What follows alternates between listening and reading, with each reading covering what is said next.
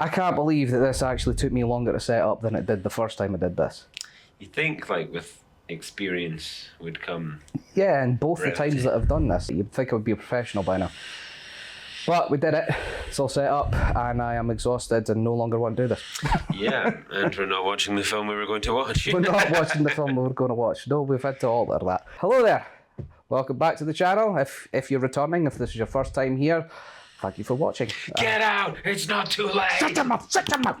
It's fine. It's totally fine. My name's Grant, and this is Seen and Unseen. And today we're joined again by fantastic Mr. Pink. Say hello. Hello. There we go. Yeah, so how you been? What you been up to? Not too bad. I have a haircut since the last time we were here. I noticed that. It's like that's as exciting as my life has gotten. Apparently they call it a wolf cut. I don't know what that is. I hadn't heard about this until someone in the pub was like, "Is that a wolf cut you've got?" I was like, it must be based on. Is it? I don't know. Maybe the Michael J. Fox when he was a werewolf, looking Teen Wolf. Let's go with that. That's yeah. probably not what it is. As long as it's not some predatory thing online. I've actually finished writing my first script.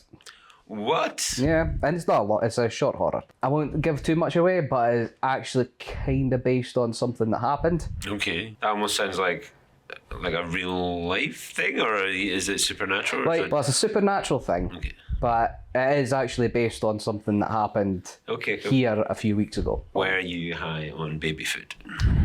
I was high on tiredness, It does that. lack of sleep, and paranoia.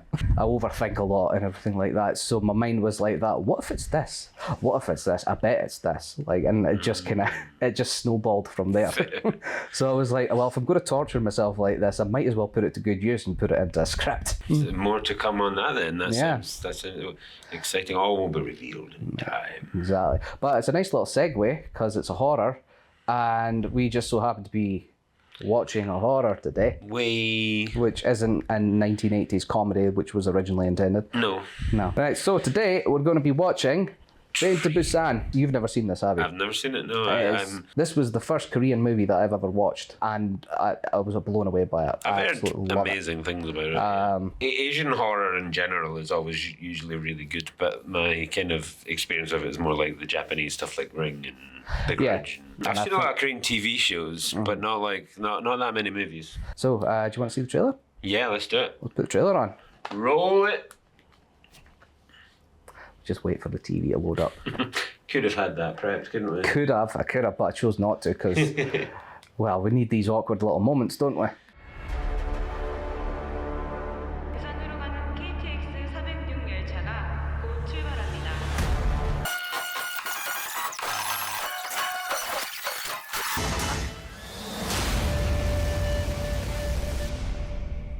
Nice. Yeah. Makes it look quite exciting. Yeah. But yeah, so we're going to be watching Train to Busan.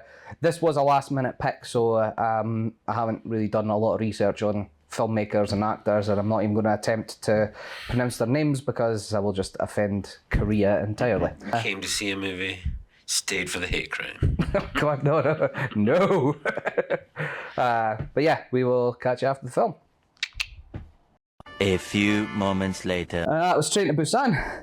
I was Train to Busan. What did you think of it? Solid fucking couple of hours of movie good. magic there. Like, Yeah. honestly, first time I saw it, I was blown away by it. It quickly took the top spot of my all-time favourite zombie movie. Oh wow. No, definitely up there with like some of the best zombie movies, like the days of 28 Days Later and Yeah, well, I mean, Yeah. 28 Days Later, that was kind of unique in its own way because it took a different turn with the zombie genre, because it was no longer about the dead coming back. For that one, it was an infection, it was a virus. like that.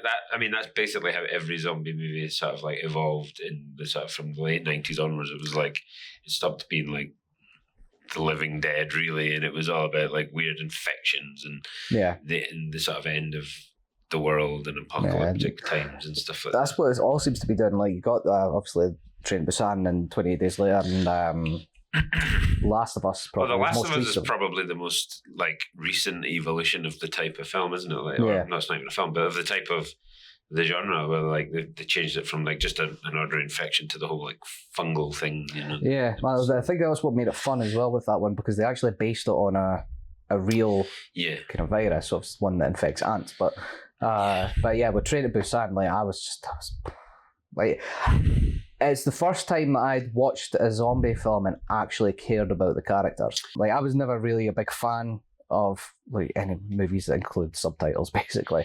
But when I watched this one, I found myself.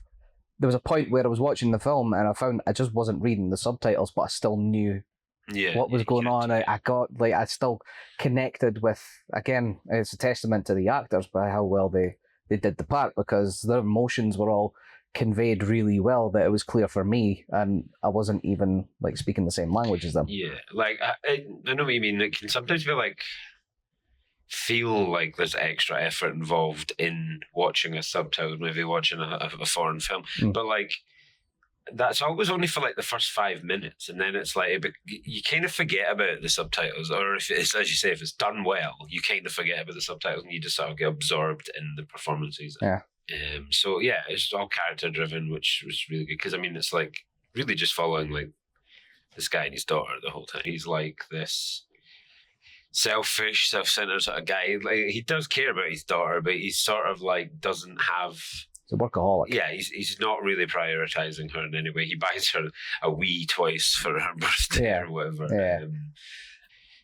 His journey is like he learns how to care for other people, and and, you know, when they board the train, they soon kind of meet this couple. Yeah, the pregnant couple. Yeah, the pregnant couple. Yeah. I honestly thought they were brilliant. Like especially the guy, but yeah. The guy's incredible. Like he just starts like snapping necks. Oh yeah. Pounding. But he's people. built like a tank as well, so it's like I'll believe it. Yeah, they're your main anchor throughout the whole story, but then you've got these kind of sub stories like the two old women having their little moment, and then you've got the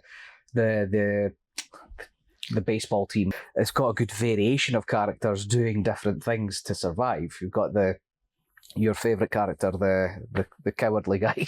Oh my god.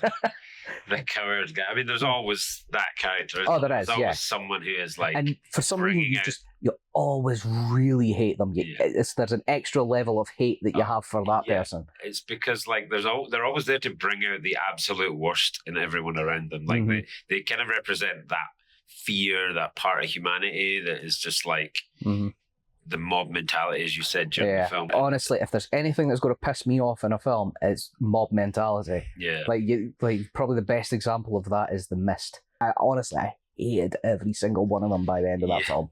I got really tired of zombie things. That's maybe why I didn't watch this when it came out. Like when there was like I thought you meant while watching the film. No, that's awkward. Yeah, shit. Turn it off.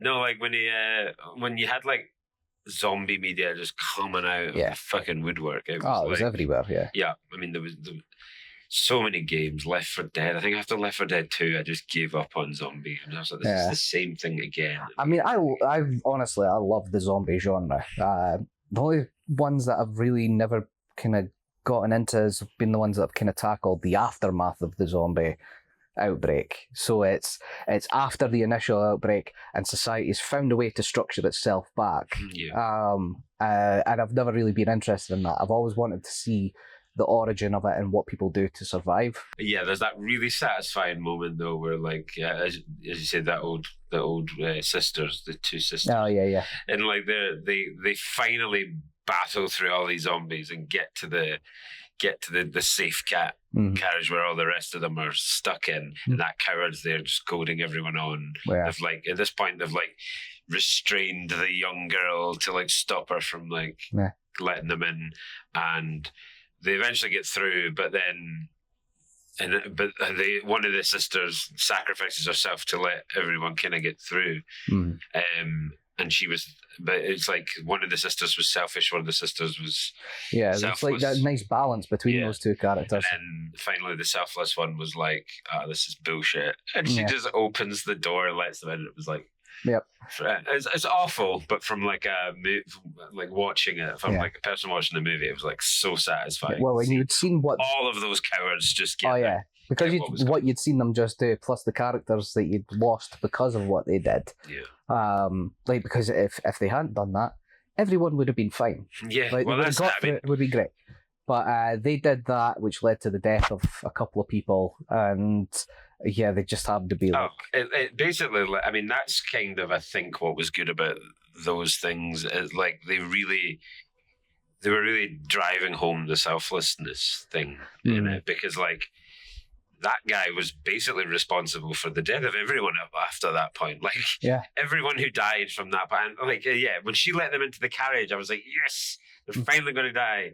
Yeah, and then those two bloody survived again. That coward and the conductor guy were still survived. It's the fact that at that point on, he was just like, he was grabbing people and throwing them to the zombies. Like every single person from that point that died was like just because of him. And finally, when they get to the kind of end, it's like, oh, he's there and he's already infected as well anyway. It's like, for fuck's sake. Yeah. But I mean, that end sequence, that like, even before becoming a parent, that used to break my heart. But it still breaks my heart even more watching that now. And again, it was just, I like the fact that they cut back to something they hadn't established earlier for the last shot, when you kind of saw what his last memory was, or last thing that he saw in his head was before he died, and it's holding his daughter. And that is just, that really tugged at my heartstrings. Like, oh, it was really heartbreaking. Especially because, like, the guy went through such an ordeal, such a journey, and he like didn't get to survive and like be the selfless person he sort of grew up to be. But I guess in that moment, it was like the ultimate. He then became that, like, because he literally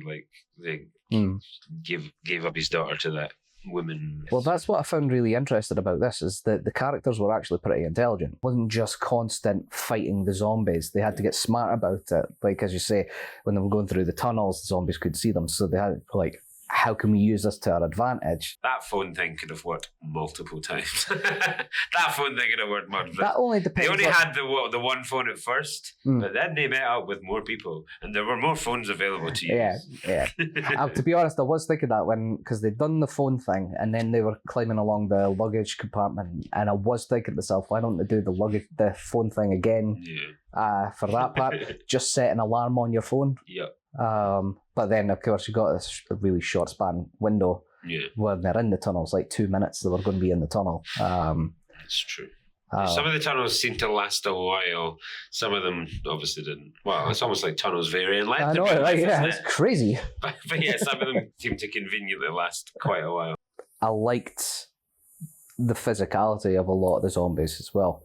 Like, because there was points where it did switch to CGI and things like that, but a lot of it was actor dependent. No, they were really physical and cool. Not to mention that whole sequence where they're all going down the escalator towards the steps, and then you just see the army, and they turn around, they're all infected. So this is far too convenient, far too easy here. Yeah. Loved it. Yeah, just sad that more people didn't get to survive. It was like one of those things where they're just whittled down and whittled down. There's only 2 survivors left at the end. Yeah. And I'm heartbroken that my boy didn't get to be the good father to his daughter for the rest of her life that he wanted to be. But you made the ultimate sacrifice for her. So on a scale of 1 to 10, what would you rate it? Because we know that based on the last video, you love rating things up to 10. No. My new rating for movies, right? Because all movies are basically, all good movies these days are like a 7 out of 10, right?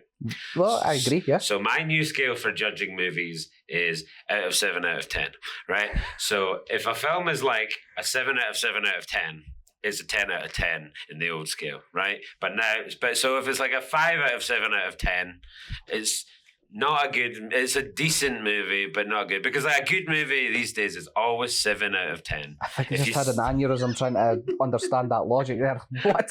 It's just my way now to be a bit more subtle, right? And say to people, it's a really good movie, go fucking see it, right? Right, okay. If I say it's 7 out of 10, you think, most people are like, oh yeah, okay, that must mean it's worth watching. Okay. Right? But so if I say it's a 7 out of 7 out of 10, right, it's banging movie, go watch it, but it'll never be the 10 out of 10. Nothing's ever a 10 out of 10 anymore, is it? Nothing surprises you, nothing blows you away. There's a lot of stuff that gets pretty close to 10 out of 10 though. And I think that's what makes the rating so interesting, because when somebody says, oh, it's a 9 out of 10 or it's a 9.5 out of 10, like... Well, yeah, but listen to how impressive this sounds. I think that movie was an 8.5 out of 7 out of 10. So how much better does that make that sound? I don't understand it. I don't know. It's just better than a great movie. Yeah. Jesus. Logic. Okay, so in my understanding, would that make it an 8 out of 10? Yeah, it's still an 8.5 out of 10 for An me. 8.5 out of 10? Yeah. Right, okay. Just say that. Jesus.